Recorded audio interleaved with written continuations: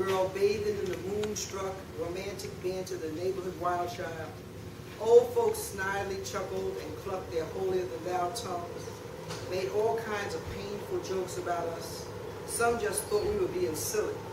Most thought we were retaste misled, way too fast, crazy but cute. Too young to know anything about what we were talking about. They said, how could anybody so young know anything about something as confusing and complicated as love? Blah, blah, blah, blah, blah. Standing up in front of us, running off at the lips, talking about us right in our faces like we weren't even there. And Lord knows those old folks love to hear the sound of their own voices.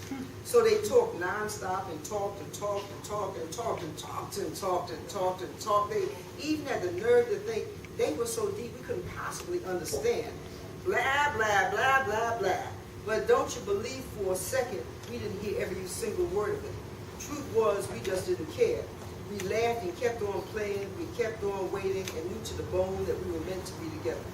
I promised always to you and swore forever to you, said we gotta hold on, I'm gonna go strong and grow stronger and stronger and grow into something bigger than life. I said, this is our thing and it's no childhood fling. I knew that what was happening with us was cosmic, something a whole lot more than supernatural. And if I could, I would send my little lovesick roots down deep into the ground. I planted myself right outside your mama's door just to be close to you. And before anyone knew what was happening, I'd come up strong. I was going to be unavoidable, something special, gigantic, like a big old beautiful tree.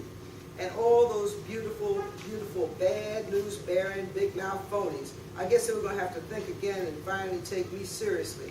Several generations have passed, and those two little kids are ancient history. Just one more silly family myth about two immature, misled, lovesick kids who never even got a chance to share a kiss. But I'm still here, standing tall and never even got a chance, but I'm still here, standing tall and proud and standing strong. And my soul's still grinning every time I think about your face. I can feel the magnificent power of your presence and the rhythm of your gracefulness, and I'm still dancing with you any and every time the wind decides to blow. Seasons may come and seasons may go, but I'm still here singing the same old corny love song. And it's all about you.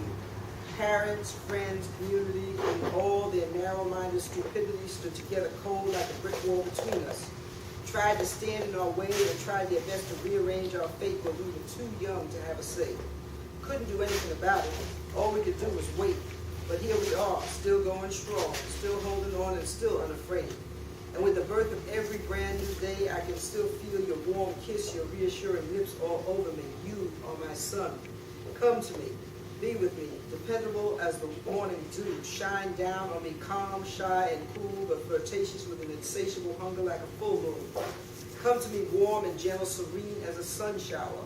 Come as an out-of-control rainstorm. Caress me and passionately heal me. Rejuvenate me with the sweet medicinal essence of your wetness. Come speak to me as a cricket. I hear your voice in the secret of whispers of spring, in arrogant, swaggering thunderbolts, and in every summer breeze. Come let me dream. See the world through the eyes of every bird that has ever nested in the tangle of my branches. Transform, shape-shift, any way you want to. Just come. Come be a squirrel, wild, running to me. Be the consistently beautiful, mysterious blanket of nighttime, or come in the sugary, sweet song of a bumblebee. I don't care how you get here. Just come to me. This roaring road to togetherness has been long and twisted, but nothing could get me to trade even 1 minute of it. I'd rather spend 1,000,000 eternities as an old tree in your daddy's backyard than to have to relive the nightmare of living my life without you. And then, when your great-grandchild needs more than some old tired security blanket in this still insecure world, let her find peace and comfort and acceptance in the shadow of an old family myth. Me, this tree, the saga of us. I hope she can feel the history of our love in me. God knows, I hope she knows I'm not just another old tree. Let her know she's always free to run to me like I always ran to you, and on those days when she wonders why I always feel like her very best friend, a very old friend, my one and only regret is I will always be, my one and only regret is will always be that I will never get a chance to give her the whole truth. Hey, maybe if you tell her, I say, maybe you can tell her our truth. Make it your truth. Just tell her the whole undiluted truth.